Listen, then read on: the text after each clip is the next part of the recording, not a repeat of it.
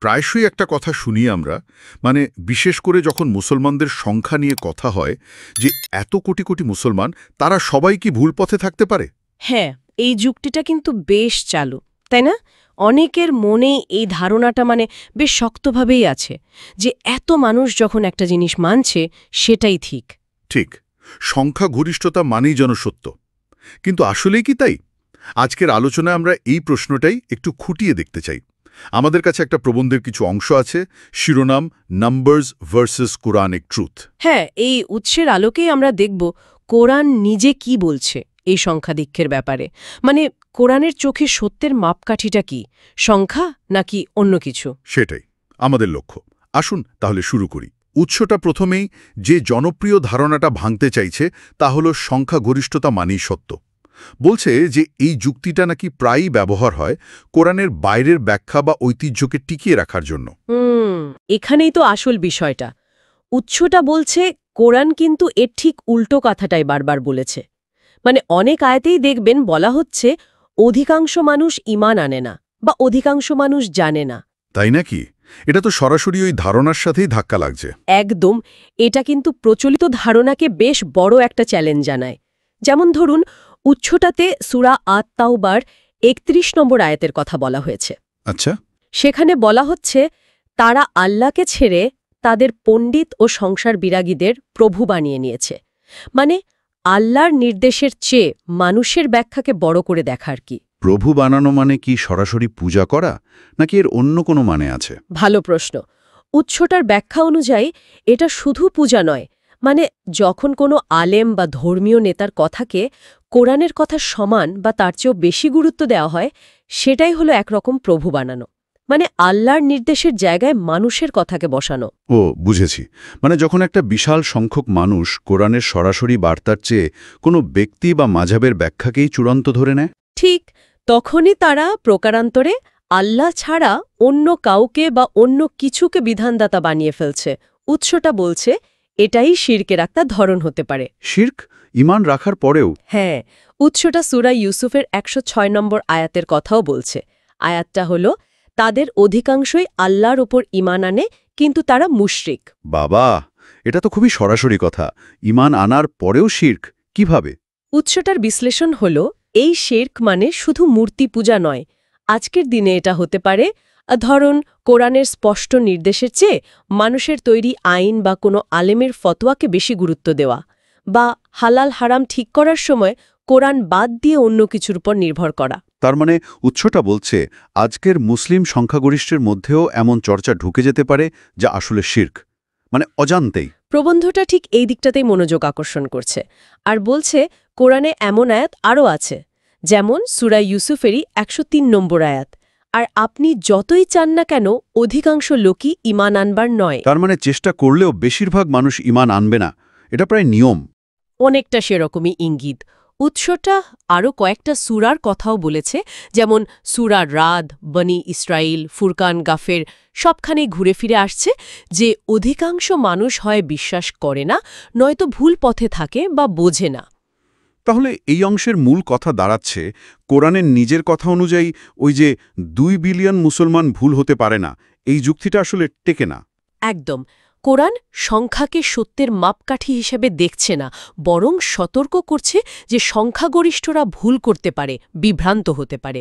সুতরাং সংখ্যার জোরে কিছু প্রমাণ করার চেষ্টাটা কোরআনিক নয়। বিষয়টা পরিষ্কার হলো। আচ্ছা, এরপর উৎসটাতে একটা ঐতিহাসিক উদাহরণ দেওয়া হয়েছে, খ্রিস্টানদের উদাহরণ। এটা বেশ ইন্টারেস্টিং। হ্যাঁ, এটা একটা খুব গুরুত্বপূর্ণ পয়েন্ট তুলেছে উৎসটি।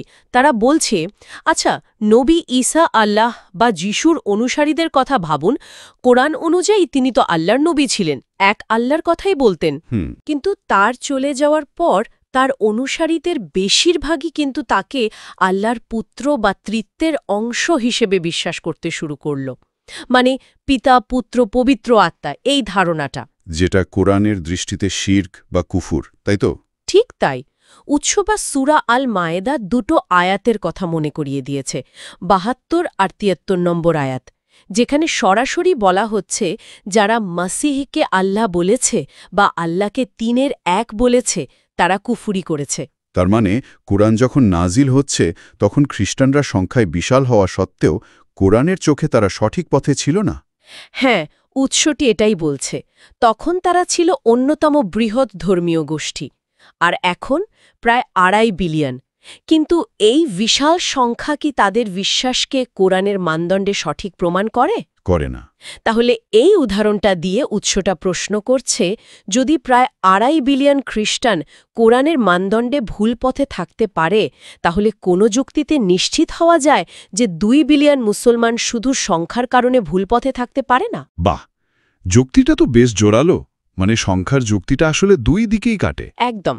যদি সংখ্যায় প্রমাণ হতো তাহলে তো খ্রিস্টানদের দাবি আরও জোরালো হতো, কিন্তু কোরআন তো তা মানছে না।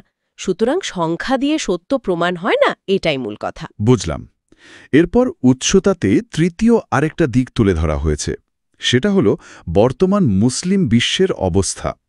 এটাও কিন্তু ভাবায়। হ্যাঁ, উৎসটা বলছে, দেখুন, আমরা বলি 2 বিলিয়ন মুসলিম, কিন্তু আজকের মুসলিম বিশ্বের দিকে তাকালে কি দেখি? অনৈক্য, নিজেদের মধ্যে সংঘাত, অনেক জায়গায় জুলুম, দারিদ্র্য, আবার মুসলিমদের ওপর অত্যাচার হলেও তেমন কোনো জোরালো প্রতিবাদ নেই। এই চিত্রটা তো আসলে সংখ্যাগরিষ্ঠ মানেই শক্তিশালী, এই ধারণার সাথে মেলে বা? ঠিক, কোরআন তো বিশ্বাসীদের পথ দেখিয়েছিল। উৎসটা যেমন সূরা আন-নিসার 44 নম্বর আয়াতের কথা বলছে, হে মুমিনগণ, তোমরা মুমিনদের পরিবর্তে কাফেরদেরকে বন্ধুরূপে গ্রহণ করো না। এটার প্রাসঙ্গিকতা কি এখন? স্বার্থে এমন শক্তির সাথে বন্ধুত্ব করছে যারা হয়তো অন্য মুসলিমদের ওপরই অত্যাচার চালাচ্ছে। এটা কি কোরআনের নির্দেশের সাথে মেলে? না তো। সূরা মায়দাতেও তো এমন কথা আছে, তাই না? ইহুদি নাসারাদের বন্ধু হিসাবে গ্রহণ না করার বিষয়ে। হ্যাঁ, 51 নম্বর আয়াত। উৎসটা সেটাই বলছে।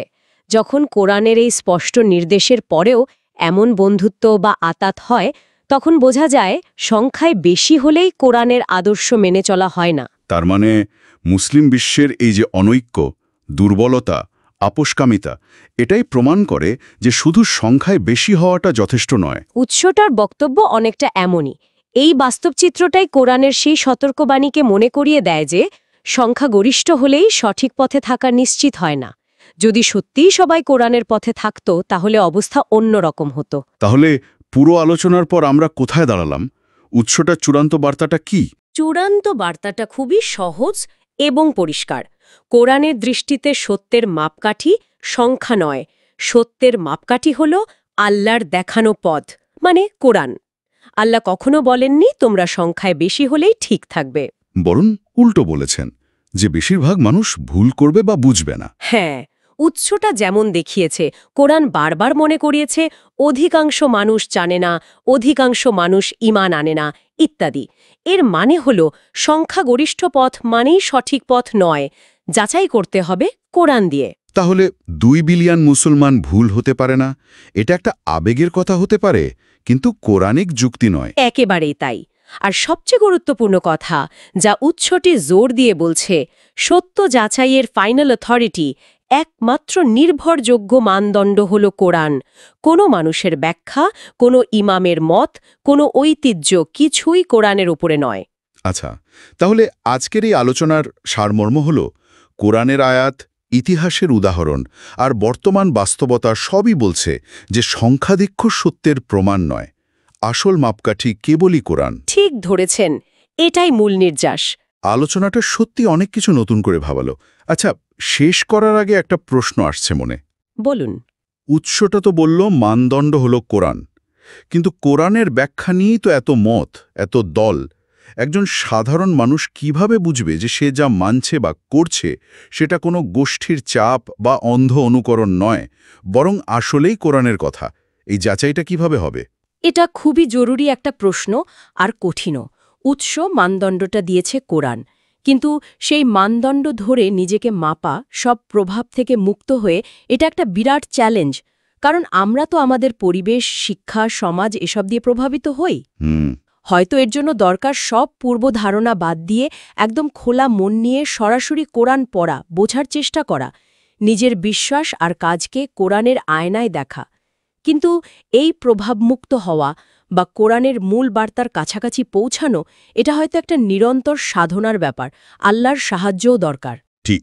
এই কঠিন প্রশ্নটা না হয় থাকলো আমাদের সবার ভাবনার জন্য, কিভাবে নিশ্চিত হওয়া যায় যে পথটা সংখ্যাগরিষ্ঠের পথ নয় বরং কোরআনের পথ।